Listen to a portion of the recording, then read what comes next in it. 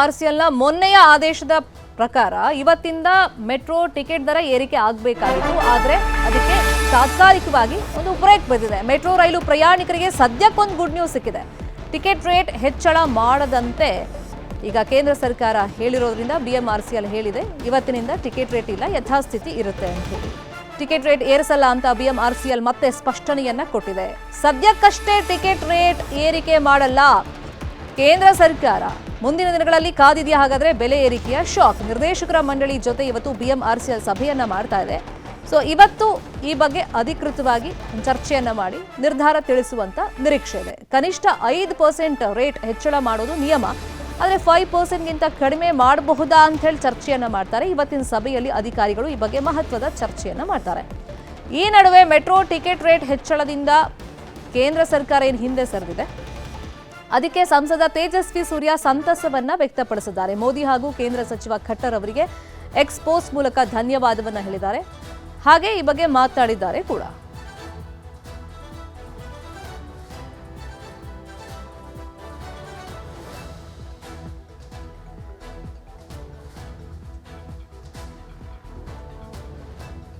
BMRCL ಅವರು ಬೆಳಗ್ಗೆಯಿಂದ ಏನು 5% ಮೆಟ್ರೋ ರೇಟ್ ಹೈಕ್ ತಿರ್ಗಾ ಮಾಡ್ತೀವಿ ಅಂತ ಪ್ರಸ್ತಾಪ ಮಾಡಿದ್ರು ರಾಜ್ಯ ಸರ್ಕಾರದ ಒತ್ತಾಯದ ಮೇಲೆ.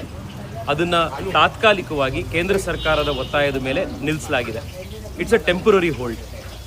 ಕಳೆದ 8-10 ತಿಂಗಳಿಂದ ಯಾವಾಗಿಂದ ಈ 105% ಫೇರ್ ಇನ್ಕ್ರೀಸ್ ಮಾಡಿದ್ರು ಆಗಿಂದ ನಾವು ಹೋರಾಟ ಮಾಡ್ತಾನೆ ಇದ್ವಿ. ಇದು ಅನ್ರೀಸನಬಲ್ ಆಗಿದೆ. ಸಾಮಾನ್ಯ ಜನರಿಗೆ ಕೈ ಎಟ್ಕಕ್ಕಾಗ್ದಲೇ ಇರುವಂಥ ಮಟ್ಟಕ್ಕೆ ನೀವು ಏರಿಸಿದ್ರೆ ಅದನ್ನು ಕಡಿಮೆ ಮಾಡಬೇಕು ಅಂತ.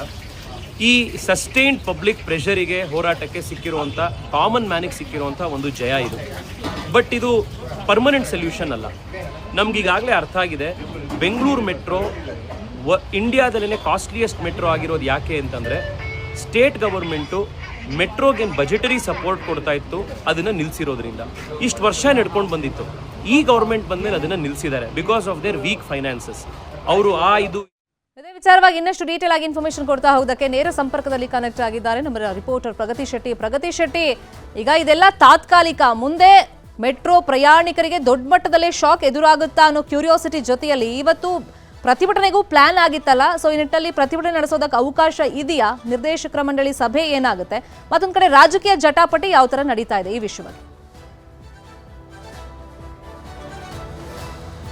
ಶರ್ಮಿತಾ ಶೆಟ್ಟಿ, ಮೆಟ್ರೋ ವಿಚಾರವಾಗಿ, ಮೆಟ್ರೋ ದರ ಏರಿಕೆ ವಿಚಾರವಾಗಿ ಕಾಂಗ್ರೆಸ್ ಮತ್ತೆ ಬಿಜೆಪಿ ಎರಡೂ ಪಕ್ಷಗಳ ರಾಜಕೀಯ ಕೆಸರೆರಚಾಟಗಳು ಆರಂಭದಿಂದಲೂ ಕೂಡ ಆಗ್ತಾ ಇತ್ತು. ಅಂದ್ರೆ ಬಿಜೆಪಿ ಅವರು ಹೇಳ್ತಾ ಇದ್ರು ಇದು ರಾಜ್ಯ ಸರ್ಕಾರ ಈ ರೀತಿಯಾಗಿ ದರ ಏರಿಕೆ ಮಾಡಿರೋದು ಅಂತ. ಜೊತೆಗೆ ಅಲ್ಲಿ ಕಾಂಗ್ರೆಸ್ ಅವರು ಕೂಡ ಇದು ಕೇಂದ್ರದತ್ತ ಬೊಟ್ಟು ಮಾಡಿ ತೋರಿಸ್ತಾ ಇದ್ರು. ಸೊ ಬಿಜೆಪಿ ವರ್ಸಸ್ ಕಾಂಗ್ರೆಸ್ ಅನ್ನುವಂತಹ ಚಿತ್ರಣ ಆರಂಭದಿಂದಲೂ ಕೂಡ ಇತ್ತು. ಈ ವಿಚಾರಕ್ಕೆ ಸಂಬಂಧಪಟ್ಟ ಹಾಗೆ ಸಂಸದ ತೇಜಸ್ವಿ ಸೂರ್ಯ ಆರಂಭದಿಂದಲೂ ಕೂಡ ಆಕ್ರೋಶವನ್ನು ಹೊರಹಾಕ್ತಾ ಇದ್ರು. ಜೊತೆಗೆ ಮೆಟ್ರೋ ದರ ಏರಿಕೆಯನ್ನ ಕಡಿಮೆ ಮಾಡಬೇಕು, ದೇಶದಲ್ಲೇ ಅತಿ ದುಬಾರಿ ಅಂತ ಅನ್ಸ್ಕೊಂಡಿರುವಂತಹ ಮೆಟ್ರೋ ದರ ಏರಿಕೆ ಇನ್ನೂ 5% ದರ ಏರಿಕೆ ಮಾಡಿದ್ರೆ ಮತ್ತಷ್ಟು ದುಬಾರಿ ಆಗುತ್ತೆ ಅನ್ನುವಂತಹ ಆಕ್ರೋಶವನ್ನು ಹೊರಹಾಕಿದ್ರು. ಅದಾದ ಮೇಲೆ ಕೇಂದ್ರ ಸಚಿವರನ್ನು ಕೂಡ ಭೇಟಿ ಆದ್ರು.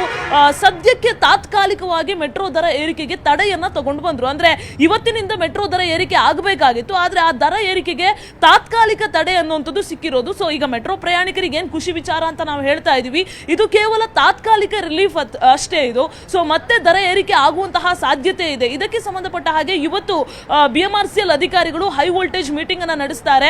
5% ದರ ಏರಿಕೆ ಅಂತ ಹಿಂದೆ ಏನ್ ಹೇಳಿದ್ರು ಅದನ್ನ ಎಷ್ಟು % ಏರಿಕೆ ಮಾಡಬೇಕು, ಈ ಎಲ್ಲ ವಿಚಾರಕ್ಕೆ ಸಂಬಂಧಪಟ್ಟ ಹಾಗೆ ಕೂಡ ಮೀಟಿಂಗ್ ಅಲ್ಲಿ ಚರ್ಚೆ ಆಗುತ್ತೆ. ದರ ಏರಿಕೆ ಮಾಡದೇ ಇದ್ರೆ ಆಗುವಂತಹ ಸಮಸ್ಯೆ ಏನು, ದರ ಏರಿಕೆ ಮಾಡಿದ್ರೆ ಮುಂದೆ ಅಂದ್ರೆ ಎಷ್ಟು % ಏರಿಕೆ ಮಾಡಿದ್ರೆ ಮುಂದೆ ಏನೇನು ಸಮಸ್ಯೆ ಆಗುತ್ತೆ, ಆ ಎಲ್ಲ ವಿಚಾರಕ್ಕೆ ಸಂಬಂಧಪಟ್ಟ ಹಾಗೆ ಇವತ್ತು ಚರ್ಚೆ ಆಗುತ್ತೆ. ಇನ್ನು ಸಂಸದ ತೇಜಸ್ವಿ ಸೂರ್ಯ ಜೊತೆಗೆ ಶಾಸಕ ಸಿ.ಕೆ. ರಾಮಮೂರ್ತಿ ಇವರಿಬ್ಬರಿಗೂ ಕೂಡ ಪ್ರತಿಭಟನೆ ಮಾಡಬಾರ್ದು ಅನ್ನುವಂತಹ ಹಿನ್ನೆಲೆಯಲ್ಲಿ ನಿನ್ನೆ ಜಯನಗರ ಪೊಲೀಸರಿಂದ ನೋಟಿಸ್ ಕೂಡ ರವಾನೆ ಆಗಿತ್ತು. ಅಂದ್ರೆ ಫ್ರೀಡಂ ಪಾರ್ಕ್ ಅನ್ನು ಹೊರತುಪಡಿಸಿದ್ರೆ ಬೆಂಗಳೂರಿನ ಬೇರೆ ಯಾವುದೇ ಜಾಗದಲ್ಲೂ ಕೂಡ ಪ್ರತಿಭಟನೆ ಮಾಡೋದಕ್ಕೆ ಅವಕಾಶ ಇಲ್ಲ.